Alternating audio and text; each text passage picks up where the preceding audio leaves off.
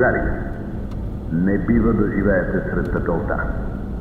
Не бива да живеете като паразити. Отец Синус ви призовава.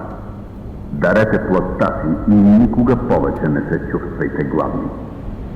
Другари, дарете плътта си и накарайте баща си да се гордее с него. Другари, прахът ще те убие. Прахът ще убие децата ти. Отец Синос може да ти помогне. Обърни плътта си сега. Обърни плътта си и никога повече не се чувствай гладен. Отец Синос ще се грижи за семейството ти, докато те няма.